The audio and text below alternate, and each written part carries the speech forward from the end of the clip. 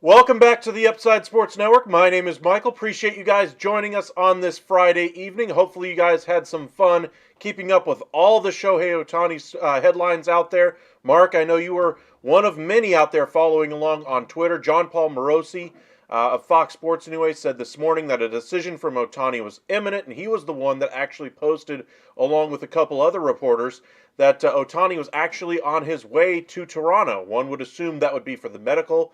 Later on, we find out from John Heyman, Bob Nightingale, that no, he is still in California. He is still there. He is not on a private jet. He is actually at his house there in Southern California. So he is not on his way to Toronto. He very well may have already agreed to the deal, and they may actually be doing the Shohei Ohtani deal, at some point soon. But as of right now, nothing is written in stone. Nothing is happening yet around Shohei Ohtani. We still do not even know all the teams that are in on Shohei Ohtani. But I got a feel for you Canadian baseball fans out there. What a day it has been for all the rumors that are out there. I mean, we talked about the Toronto Blue Jays as kind of an afterthought. I mean, an afterthought to the teams that were afterthoughts in the market for Shohei. Here we are, all the way after the winter meetings, and yet they're one of two teams that we figure to be favorites for Shohei at this point. Just for them to be in the discussion at this point is absolutely fantastic. However, the bigger problem for them is if they don't get him, the Yankees have now gotten stronger. The Orioles are still great. The Rays are still going to be good. Are they the fourth best team in that AL East right now if they don't get Shohei, even if they bring back Matt Chapman, among other pieces that they can fill in center field, Kevin Kiermaier, whoever they decide to bring in. But right now, you got to be very positive. You got to keep thinking positively if you're a Toronto Blue Jays fan. I mean, I guarantee you, none of you guys actually thought you had a realistic chance of bringing him in. And here you are, pretty much neck and neck with the Dodgers at this point as far as favorites for him. Who knows what Shohei Ohtani's actually thinking, or if he's even still talking to these teams as seriously as he is, maybe another team out there. Who really knows? But you guys have to feel a lot more confident right now than you ever have in your bidding for Shohei. So hopefully you guys actually get him in. I think he'd be a great fit for your team. I just wonder about the fit for the rest of the guys on your roster after that. Most notably, Vladimir Guerrero Jr. I wonder if they're able to, keep him long term. If I had to guess right now, I would say he's the odd man out of that lineup. Even if they don't bring in Shohei, I still think there's a chance Vlad Guerrero is done in Toronto after his current contract is up. But welcome in, Mark. Welcome in, Corral. Welcome in, Sarah. It's been a minute. Yes, it has. We did get a Tyler O'Neill trade, so you got more for him. Way to go, Mosaic. I couldn't agree with you more, Sarah. I think O'Neill's value really wasn't as high as it has been in the past, and for them to get a couple of pieces back, I was very impressed by Mosaic. They have a glut of outfielders out there, and now they free up some time for some of their other young guys to get in there, maybe even just their current guys just to get more playing time, consistent at bats, those types of things, kind of freeing up the logjam, if you will. And O'Neill should be a good fit with Boston. We'll see where they ultimately decide to play him. If I had to guess, he's probably going to be in left field. But we shall see.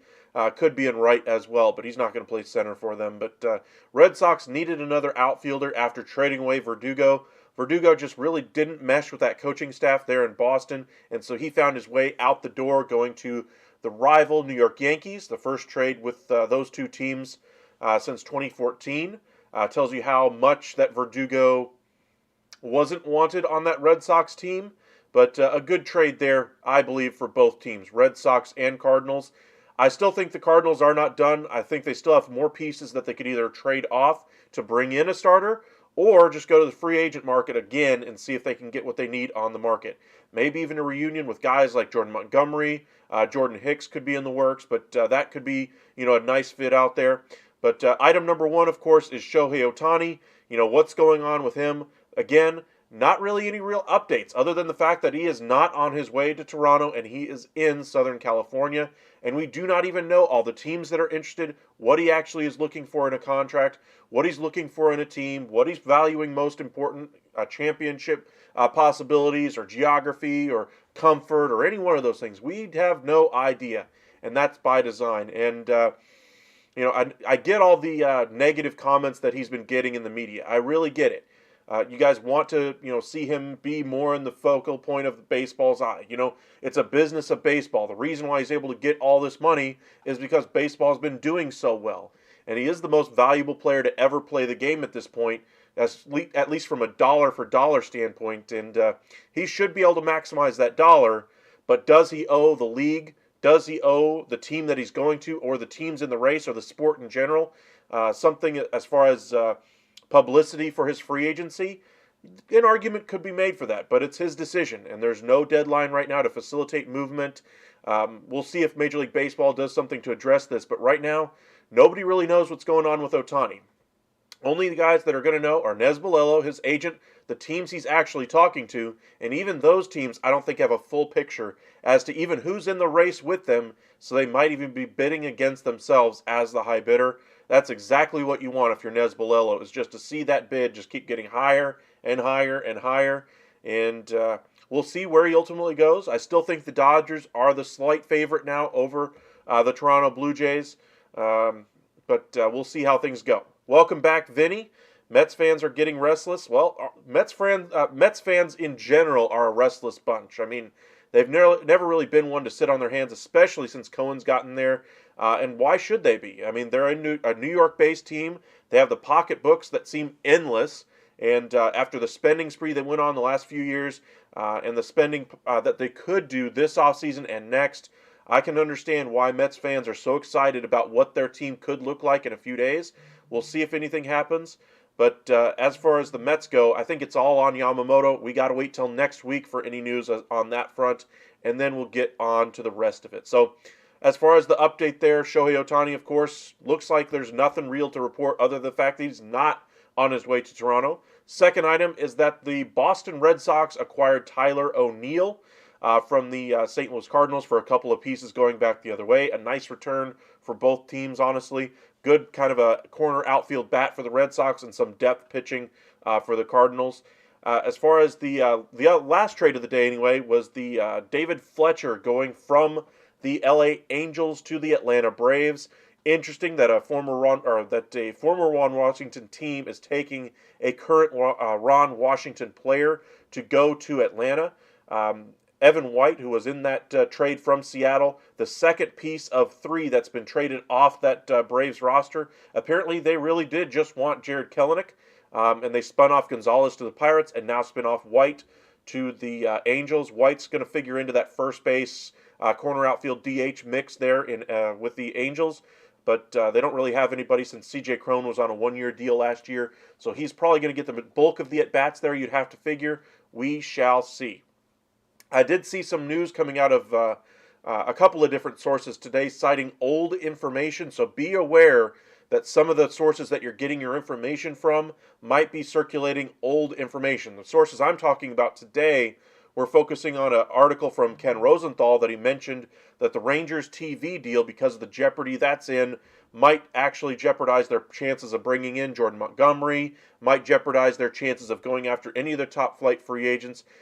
Chris Young actually addressed those rumors at the winter meetings in front of cameras, saying, no, we are not hamstrung by our media budget right now. It was initially something we had to take a minute and at least understand.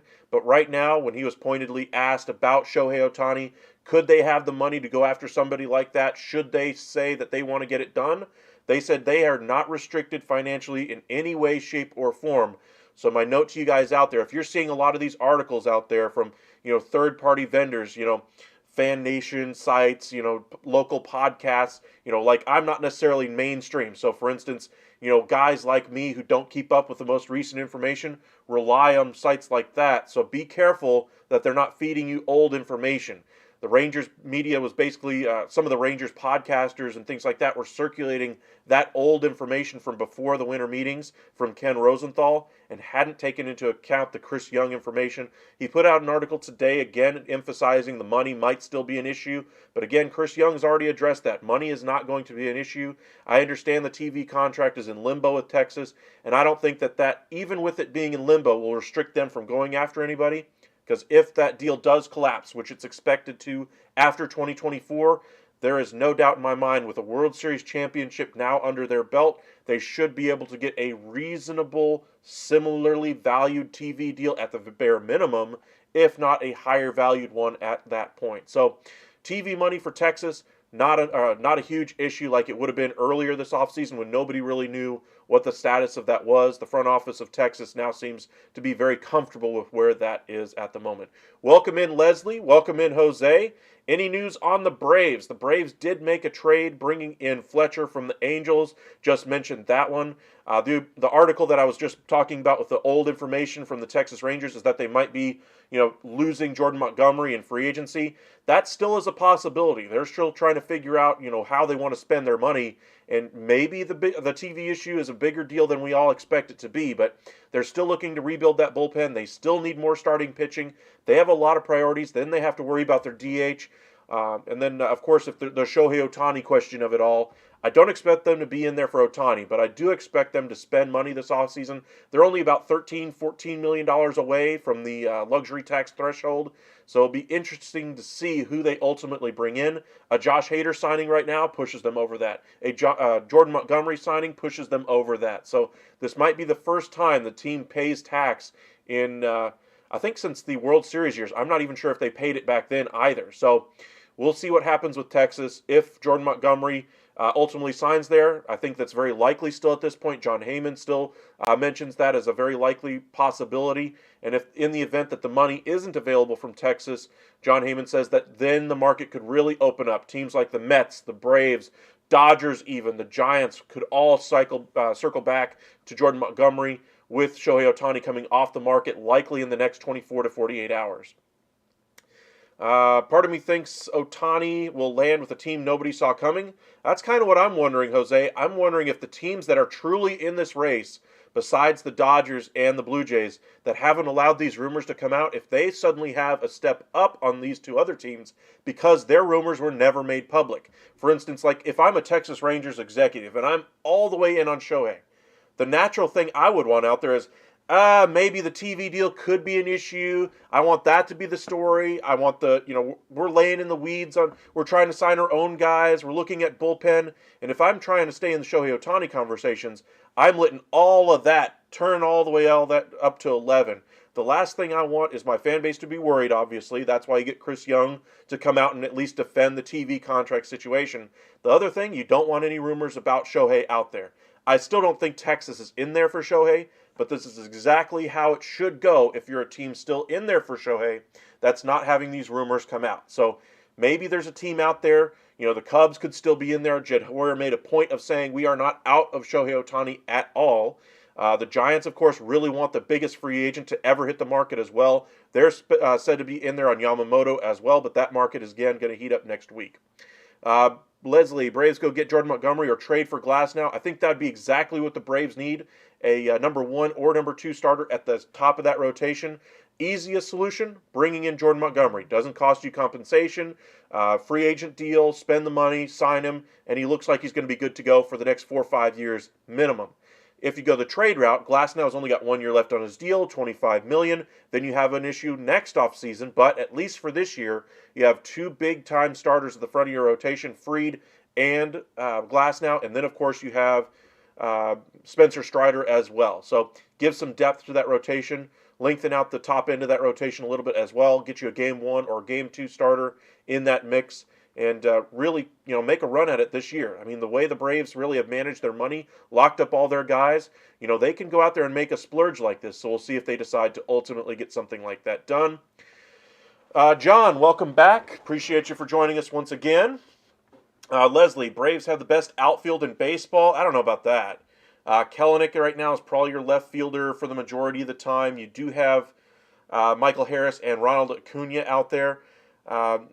I could see an argument for them to be, one of the top 2 or 3, but I think there's some other outfields that could, give you a run for your money. I mean, we're talking about Aaron Judge and Juan Soto playing in the outfield with Verdugo in New York. I would say that outfield, at least for, hitting as far as at the plate, that's probably a better outfield right now. Now, defensively, that could be a little bit of an issue, and I could hear the arguments as far as that's concerned, but I'd say right now, even their outfield is probably a little bit better than Braves at the moment.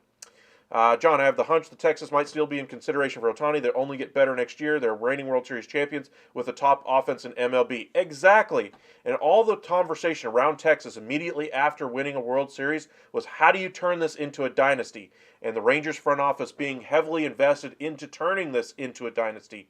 Then, of course, the TV issues, got to figure out where your status is with those. I'm pretty sure the team never really lost sight of where they were as far as their TV contract. They've been trying to get out of it for the better part of the year. I think they finally have at least an idea of when this deal could run out on them or when it could finally hit the floor.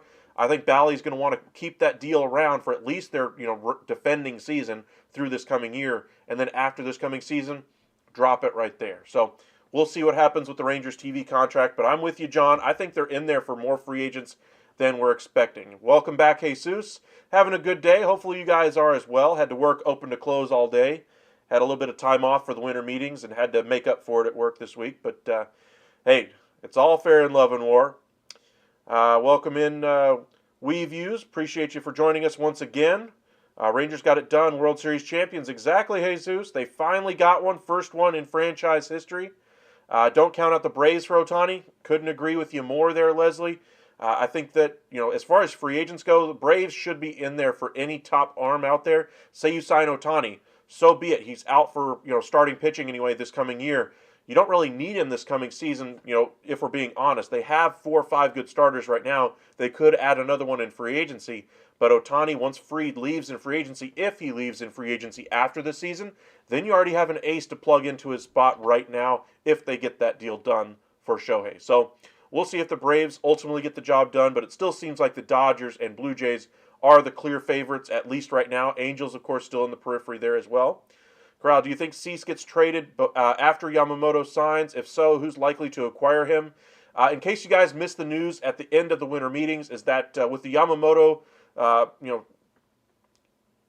of taking up the market, if you will, it's driving down the price, the return of what the White Sox were expecting to get.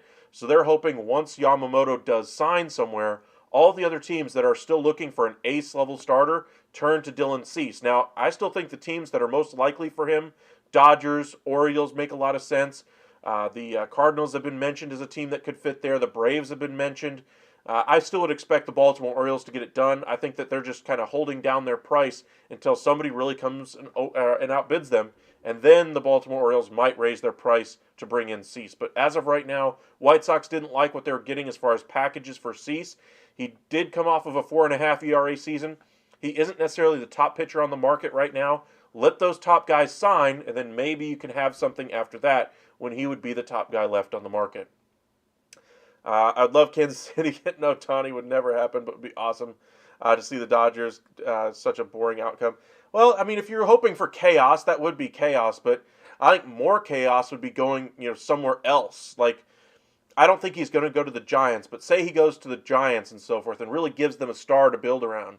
That would be some chaos that you could really throw into a monkey wrench in, solves the Giants' long-term issues, immediately throws, the Dodgers into absolute overdrive to overpay for multiple free agent starters, bring in J.D. Martinez, make a trade with the Brewers for Adames and Burns.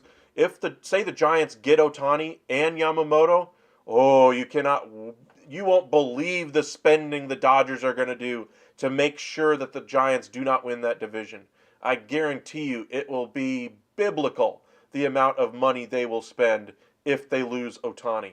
I think there's an outside chance they still lose him at this point. I still think they're the favorites, though. But I wouldn't say it's a, stone-cold lead pipe lock, if you will. But we'll see what happens with Ohtani's camp.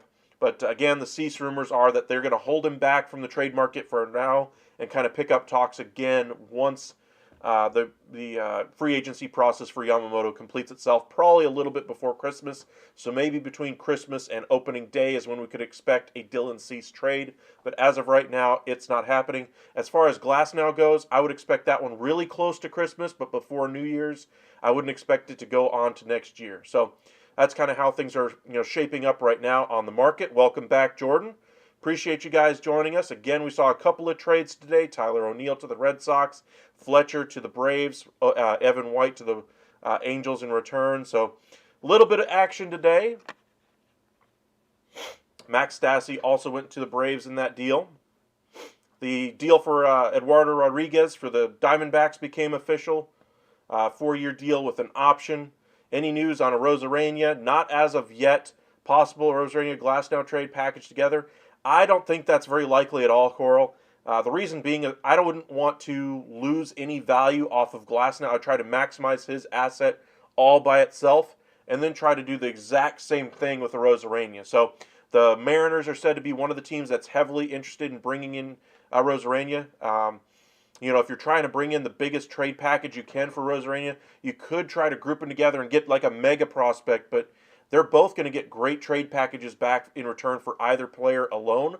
Plus, you can pick off, two different teams, prospect pools and really get, what you're really wanting out there. So if you're a Rays fan, I would expect them to trade them separately if they were to trade them both at all this offseason. Glasnow, I think, will be gone before New Year's. As far as the Rosarania, I still think they're likely to hold on to him, but they are looking to trim payroll. Right now, they're lined up for about $125-ish million payroll. Last year, they had about a $75 million payroll. So I would expect them to open next season with around a $95-100 million payroll if they trade Glasnow. And even after that, they still look to trade Margot. And if they're blown away, they could make a trade of Paredes or Rosarania. But I would expect Glasnow to be gone. They're getting decent interest, surprisingly, in Manny Margot. So I would expect him to be gone as well. Welcome back, Chicago. Appreciate you for joining us. Make sure you guys hit the like and subscribe on the video if you haven't already. Spam that 100 or heart in the chat. Certainly helps us out. We're almost at 30 viewers right now. But it's been a very active day as far as trades, as opposed to what we saw at the winter meetings, which was a bunch of nothing, unfortunately. But again, if you missed it off the top of the show, Shohei Ohtani still has not decided as of yet.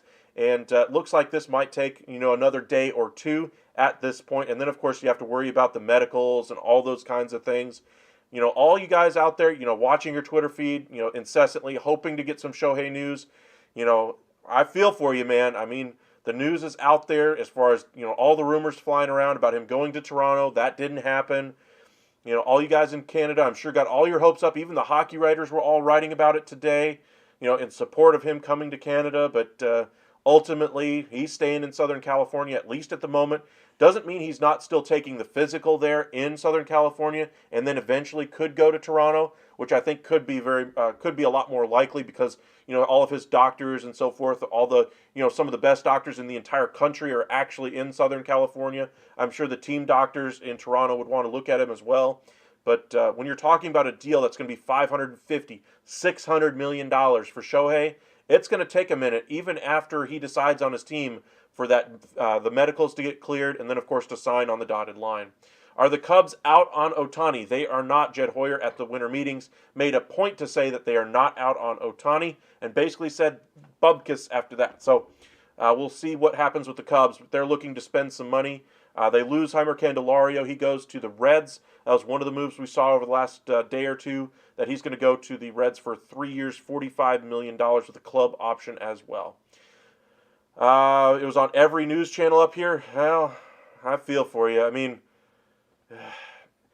one, reporters need to be more accurate with the information. I get that they hadn't heard back from his representatives and that didn't want to sit on the information if it was accurate. I get all of that.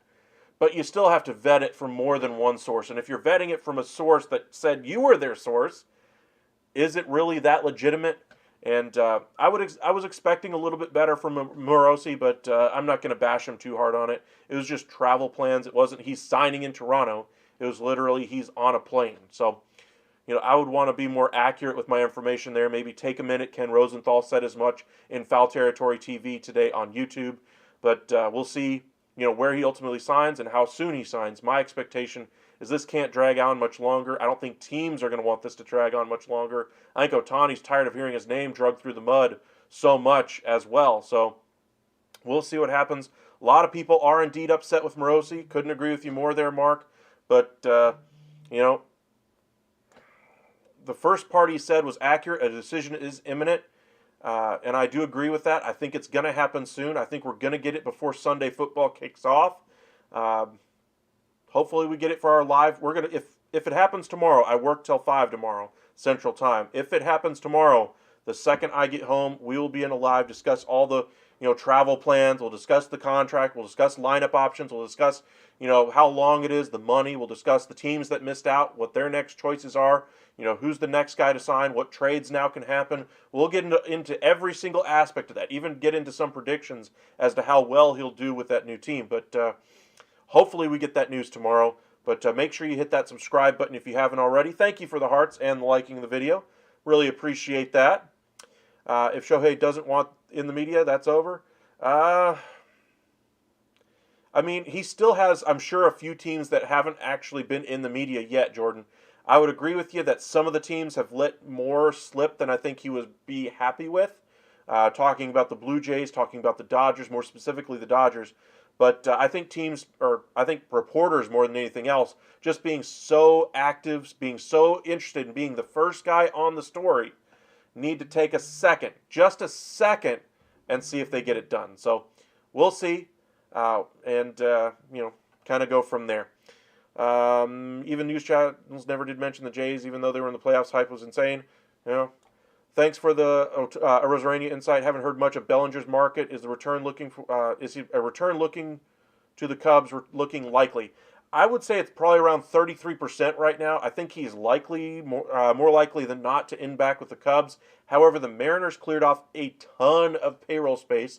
They have their own Seattle boy, Blake Snell. If they don't get Blake Snell, I think a guy like Cody Bellinger would be a perfect fit in Seattle. They are known to be unhappy with their first baseman in Ty France right now. They have already had Cal Raleigh, their catcher, come out and blast their GM, Jerry DiPoto, a couple of different times over the last 2 years about his handling of targeting top-flight free agents, top-flight trade targets. And I think the team is hungry to go after one of those elite-type impact bats right now. And I think Cody Bellinger is a great fit. I think there's also a chance that they were in there for Soto. I think that there's other outfield guys like a Rosarania that they can turn to that are a lower cost option that might have more term on their deal that they can really surround Julio Rodriguez with a little bit better of a lineup going forward. I'd probably put the chances of the Mariners getting Bellinger around 25%. I know the Giants are right in there. I'd put them right around the same margin as well. But I still think the Cubs have a little bit of a leg up just because of how good of a year he had in Chicago and how comfortable he was playing there, at least even with the soft contact rates and his better two-strike approach. I think there's more left in that bat to improve. Do I think that this year was as good as it's going to get? No. Do I think that this year is what you can expect either? No, but I think there's a chance now, whereas last offseason I didn't really see a path for him to get better. But the biggest improvement he made to me was his approach with two strikes. That caused his contact rate to go up, but it also was weak contact, so that kind of hurt him as well. He got a little lucky as far as BABIP anyway, and we'll see how he does on his next deal. I would expect the Cubs still to be the front runner there for Bellinger. What are the chances? Ohtani's dog name is Ranger. I'd put that at 0. I'm going to guess it's something in his native tongue in Japanese, and I doubt it's Ranger.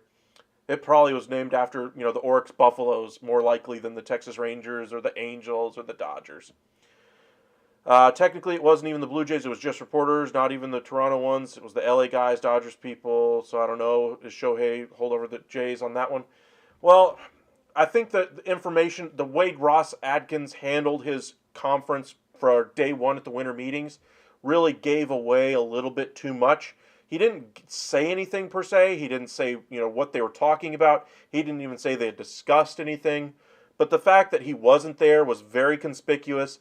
Then, of course, like you say, all the LA guys, the LA media got into it. And I think that the cart got away from him just a little bit. I'm not saying that's on Ross Adkins. I am saying that's still the reporter's responsibility to report what they hear, to report the knowledge that they have. But, when you're trying to not let it on that, you're meeting with a player, you might want to be there for the one meetings during the year everybody really pays attention to, and maybe schedule that meeting with Ohtani the weekend before or a couple days after or something like that. Or even book, a flight back and forth on the same day and schedule your media availability around that as well. So there's better ways that they could have done that to keep it more secretive than they did. They chose not to do it. And not saying that's going to hurt their chances. It's just that there's other ways they could have done it.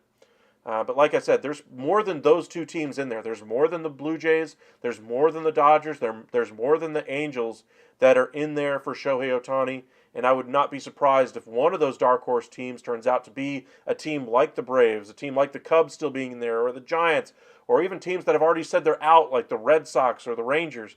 I would not be surprised if any one of those teams turned out to be a dark horse for Shohei, because I think it's really Shohei already knows where he wants to go even before the season ended. Wants to see the facilities, wants to tour them, get comfortable with the front office executives, of course.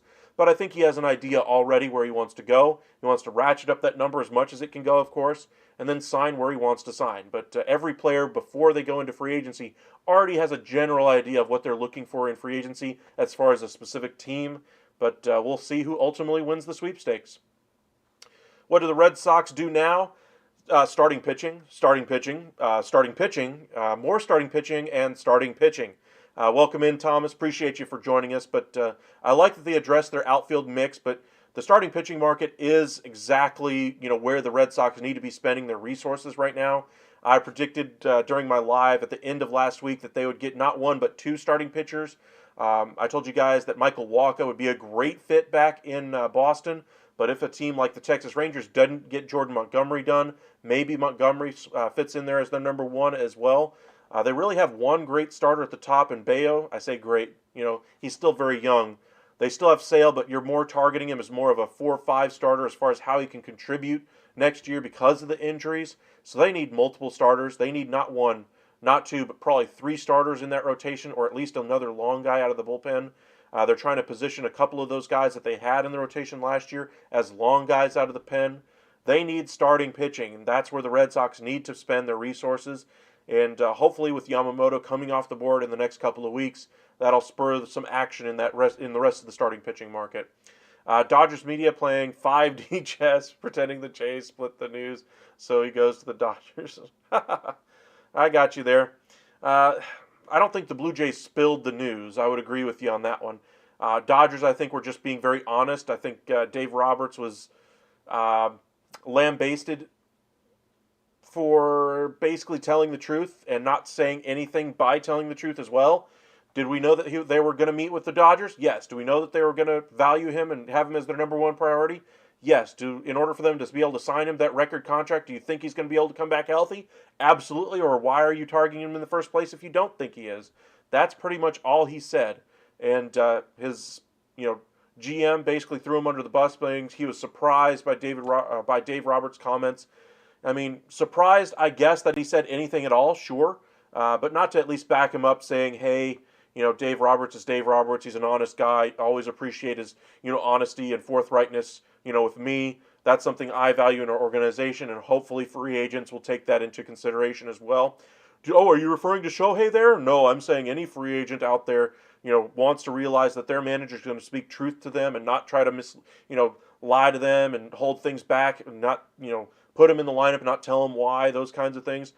Dave Roberts is going to be the most honest manager out there, and this is a great example of his honesty, even when there might be outside pressure for him to not to be. That's one way their GM could have handled it instead of the way they actually did.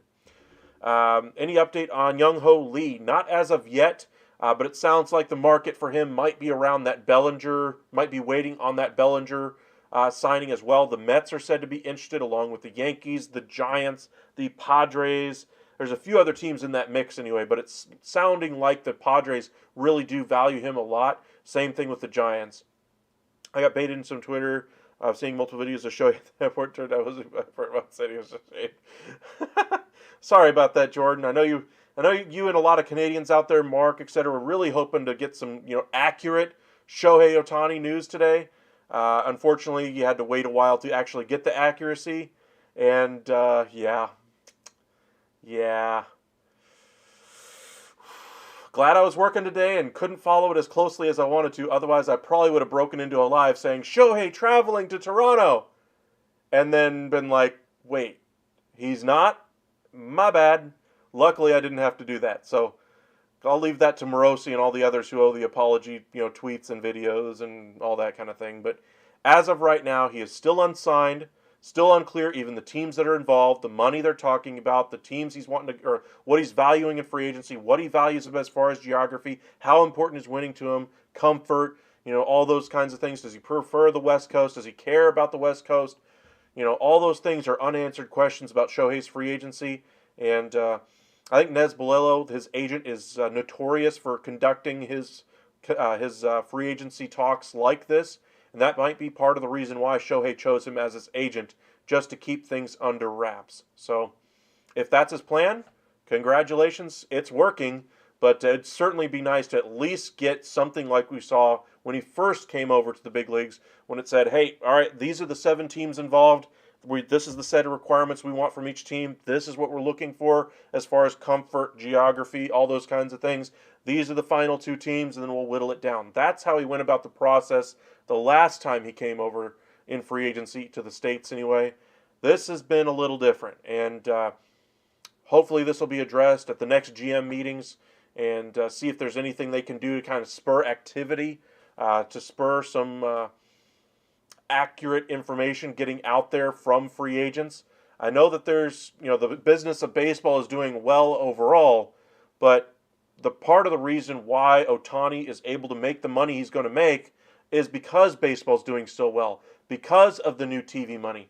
And he's literally giving nothing to the TV guys, nothing to the league as far as reciprocating, as far as that thank you for, hey, appreciate you guys giving me the platform to give me a $550, $600 million deal to grow my brand in not only Japan, but the U.S. and maybe now Canada, and be the number 1 athlete in all 3 countries in one sport. Really turn himself into the way we view Wayne Gretzky for hockey, MJ for basketball. Ohtani could be that guy by the end of his career, depending on the rest of how his career finishes. He might ultimately be that guy, the way we view a guy like Babe Ruth, a way we view a guy like Nolan Ryan, those types of guys, the all-time figures of the sport. And Ohtani's on that track. Does he owe something to baseball for the ability to make that money, to make that type of money, to make the advertising money outside of that? Does he owe something to baseball? I think there's an argument to be made for that. As far as how you reciprocate that, how you monetize that if you're baseball, that's difficult to say, but I think TV, I think all of the media out there, reporters, would certainly like to have been a little bit more included than they were last time. As we speak, Morosi came on a TV with a plane jet lag, and then 10 seconds, people, all bets off. Okay. We shall see. But like I said, I do think a decision for Ohtani, if you guys are all paying attention to this, I think a decision is imminent based on all the reporting that we're hearing, not just from a guy like J.P. Morosi. We're talking about guys like the guys that disproved Morosi, guys like Nightingale and Heyman. All of those guys are expecting it to come to a head this weekend. I'm expecting it to come to a head as well. We were hoping it would be today. We were hoping it would be yesterday. Ultimately, didn't happen either way. And it still may happen later on this evening. I'm not counting that out as a possibility, but there's some interest as far as, getting this thing resolved so that teams can move on to their next targets. They can get the medicals done. Because if things don't work out with the medicals on one team and that team drops out or says, no, we want to renegotiate this, then it could restart the whole clock on Ohtani as well. So just because he agrees to a deal somewhere doesn't mean he's going to sign on the dotted line. You still have to worry about the medicals. There was even a large rumor that Yusei Kikuchi had reserved an entire sushi restaurant near Rogers Center. That's hilarious. Oh, Mark. I feel for you Blue Jays fans. I mean, you guys have had a great team for the better part of the last 10 years. Ups and downs in between, of course. You've had a really good team. I mean, I get how hungry you guys are to stay competitive in that AL East and how difficult it has to be. But boy, you guys have probably been going through it the last 24 hours. Reminds me a lot of the way the Giants had to go through it with Aaron Judge last year with John Heyman, or should I say Arson Judge? Sorry, Giants fans, but Blue Jays fans feeling your pain this year. I should turn off TV. It's bad for my mental health. Maybe, Jordan, maybe. Welcome back, Vida. He's going to the Giants. Well, like I said, one of the guys on here was wanting some chaos for him to go to Kansas City. That's not going to happen, but I think for true chaos, he would have to go to the Giants. And then, like I said, we would see biblical amounts of spending from the LA Dodgers just to make sure they stay on top. Welcome in, Drake. Appreciate you for joining us once again. Yeah, I mean, Kikuchi reserving a whole entire sushi restaurant. That's hilarious. Morosi just tweeted an apology. Well, let's see if we can get that pulled up for you guys. Bear with me for just a moment.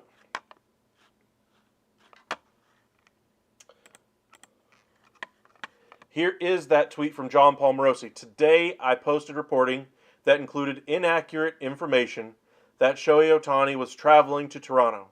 I regret the mistake and apologize to baseball fans everywhere. I am deeply sorry for letting you down. JP. Oh, John Morosi. You can see he's probably been put through the ringer more than a little bit. Even Twitter put on a notification on his original tweet that this information was inaccurate. That correct information had been provided by John Heyman and Bob Nightingale. So Morosi getting put down by Twitter as well, put down by X, and John Heyman and Nightingale getting kind of one-upping him a little bit, even from Twitter. So, I mean, Morosi's a good guy. He's a good reporter in general. He was the number 2 at Fox before Ken Rosenthal left. Rosenthal's still there to some extent, but Morosi's pretty much their baseball guy at this point, especially for their written content. And I mean, he's a great guy, but I mean, you got to be accurate with your information. Just like we drug John Heyman through the mud last year. I mean, he's certainly living up or kind of enjoying the the negativity that he got from that Arson Judge tweet last year. A lot of fans out there were giving it to him for the better part of a month, but now he seems to have embraced it. Understands that, hey, he will always be known for that tweet, but he's hoping to outlive it and kind of break some bigger stories out there. Hopefully, Morosi can actually break the accurate information at some point for Shohei or Yamamoto or any one of the other free agents out there to where he can move past this one as well. All he did was tweet the travel information for Shohei. He didn't say that he was actually going to sign there in Toronto, so we shall see. If you scroll in the comments of the tweet, you might see one Jordan Luplow. I wouldn't be surprised there, Jordan. I don't think Ohtani puts them even close to the Dodgers. To be honest, they need a lot more help. I agree with you there, Vida. I mean, the Giants, they absolutely need an aircraft carrier from a position player standpoint. They really haven't had one in a long time. I mean, Buster Posey, but at the end, Buster Posey was kind of a shell of himself to a certain extent. They haven't really had a frontline guy since Buster. Even before that, a guy that was even bigger in that lineup was Barry Bonds. They've tried replacing him by bringing in guys like Bryce Harper, Carlos Correa, etc. Fail, fail, fail, fail, fail. Now we get to this offseason. They have to come away with somebody, and we'll see, where it happens, as far as where he goes. But as far as Ohtani goes. But the Giants need to get something done. Ohtani level, Yamamoto level, Snell level, Cody Bellinger level. If they don't get something big like that done, I don't think Zaidi's going to be there anymore. I think they're going to make a change in that front office. I think Bob Melvin's going to be a one-and-done coach there. If they don't get the top-end free agents and struggle once again, which honestly I'm expecting them to miss on a lot of these top guys out there. They have a chance to bring in Blake Snell. They have a chance to bring in Cody Bellinger. Do I think they'll end up getting them? Probably not. I think there's other teams out there that have just as good a chance or better. But if they don't end up with the top-end free agent, I mean, it's hard to go to your owner as Farhan Zaidi and say, hey, we've swung and missed 3 different times now in free agency, 4 different times in free agency at all of our top targets. Give me a contract extension. Not exactly a positive note to go in there to try to extend your deal or to even keep your job at that point. So we'll see if the Giants brass can get it done. There's a lot of pressure there in Giants land to get it done. If they get one over on the Dodgers, that'd be a great feather in the cap for Farhan, but right now, it's not looking great. Who knows? I think the Giants got in there a lot closer than any of us realized for Aaron Judge last year. Ultimately, weren't able to get it done. And now it's their turn once again. A lot of free agents out there for them to go get. Next year, there'll be a bunch more. But if they don't get something done this offseason, I think there's new management that will be in charge, probably around the trade deadline, this season if they don't bring in somebody. Yankees, after getting Soto, what do they need? They definitely were light on offense last year, but with a cluttered outfield now, where can they go? I don't necessarily think they have a cluttered outfield. I think their outfield right now is exactly where it needs to be. Yankees needed to, address their left-handed hitting. They needed to address their corner outfield. They needed to address their defense. Grisham is a great center fielder. They have, Verdugo, who's going to be a great left fielder for them. They address the offense from the left-hand side of the plate with Soto. I think Grisham's going to be great, later in the lineup. I think more times than not, Grisham will be in the lineup, probably play 100 games or so out there in center field. But, Stanton's going to get injured. LeMahieu's going to miss some time at certain points. They're going to have some at-bats available at DH for Soto or Judge to allow them to play Grisham more and improve their defense. But the biggest issue right now, and still was before Soto, was they need starting pitching. I'm sorry, their injury issues, their outfield, defense, their hitting, it's all secondary. Starting pitching is where it's at right now. They traded one of those guys, Michael King, who looked like he was one of the top 5 pitchers at the end of the year last year by the way the numbers looked. He's no longer on their team anymore. They have to get something out of Rodon. I expect they will. I expect they'll get something better out of Cortez this year. But they need more starting pitching. They're in there for Yamamoto. They acted like the Yankees, finally, for the first time since, 2014, 2015, really, was the last time I really saw them, throw the checkbook down, throw the prospect book down, and say, hey, we're getting this guy in Juan Soto. By most markers out there, that was a slight overpay, maybe a little bit of an overpay for the Yankees, but they got the guy in. One of the top 5 hitters in all of baseball history through his age 24 season. Great get for them, solves a lot of their issues offensively. However, it does nothing to solve their pitching staff. In fact, it worsens it. They lose some depth. They lose some depth at catcher as well. They need some higher-end starting pitching in there. Now, if they get Yamamoto, this is an A-plus offseason for Brian Cashman, but I still don't think the job is done until they win in October and at least win one series in the postseason. If they don't get that done, spend all of this trade capital, all the money on whatever they do the rest of this offseason, and still don't make the postseason, Cashman's gone. I'm sorry. It just hasn't worked. 2019 was the last good Cashman year. We've seen some bad Cashman trades since then. Aaron Judge was brought back not because of his relationship with Cashman, but his relationship with owner Hal Steinbrenner. There's no real reason to keep Cashman if he can't provide a winning team on the field right now. So he's got a lot of pressure on him to be able to put a winner on the field. If he can't get it done, keep your eyes peeled on what front office changes they could make after the season if they don't make the postseason as well. Today I posted some reporting that included inaccurate information on Shohei Ohtani traveling, as there's a deep drive to left field by Castellanos.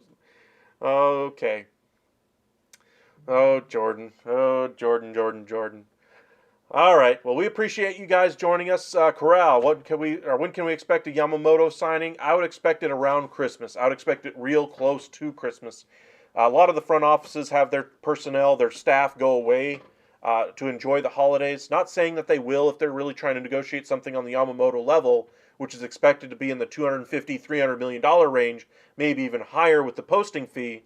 Probably in the neighborhood of 8 to 10 year contract, maybe higher as well. But that market is absolutely on fire, and he hasn't even gotten to the States yet. The reason why I expect it to happen before Christmas, though, is his deadline is January 4th to be able to sign and get the posting fee and all that done. You have to exchange medicals and everything before that. Doctors have to be in the office around that time as well. You have the New Year's holiday, you have the Christmas holiday to try to still get in there for your physical, all those kinds of things as well. I have some serious concerns about teams trying to get stuff like that done between Christmas Eve and New Year's Day. There's not much that's going to get done in that time frame. Every year we see a bunch of Christmas Eve deals a couple days before that because guys want to know where they're spending next season before they unwrap Christmas presents with their family that year. They want to know where they're going to be living, what town they're going to be going to, the schools they're going to put their kids in, daycare figured out. All those kinds of things need to be figured out by the players themselves and their families. And then, of course, you have to worry about the on-field things, the health of the player, the fit into the clubhouse, the performance on the field, the fit in the ballpark, the division, what the rest of your teams in your division are doing. Are you a favorite to win the World Series? Are you just rebuilding? There's a lot of things that have to go in it, and in order for it to get done, almost all of that has to be done before Christmas Eve. So as far as a timeline for when to expect a Yamamoto signing, I would expect after Shohei, so I'm expecting after Sunday for sure. And then he's going to have some meetings on Monday. Yankees are said to be meeting with him in SoCal. And then I would expect that process to probably take about a week for him to get comfortable with whichever team is going to be in there, the offers to really get ratcheted up. And then towards the end of next week, around the 15th, 16th, 17th, we could really get some numbers being thrown around in the media. He may even sign by then, but I would expect it to really pick up steam around the 15th through the 24th as to when he signs. So appreciate you guys joining us tonight. Make sure you guys hit that like and subscribe. Hit that heart in the chat if you've enjoyed tonight's video. We'll be live with you guys tomorrow night if we see Shohei Ohtani sign. So make sure you hit that subscribe button. Follow us over on X at UpsideSN as well. Appreciate all you guys having so much fun and chatting with us tonight. We'll get into some trade talk again next week. Do some hypothetical trades. See what we can flush out. And congratulations to John Paul Morosi for apologizing and being the bigger man, not just letting it skate by. That was good for him to actually issue that apology. Ohtani's not going anywhere as of yet. He is still in SoCal, not on a flight to Toronto. But hopefully we get some Ohtani news tomorrow.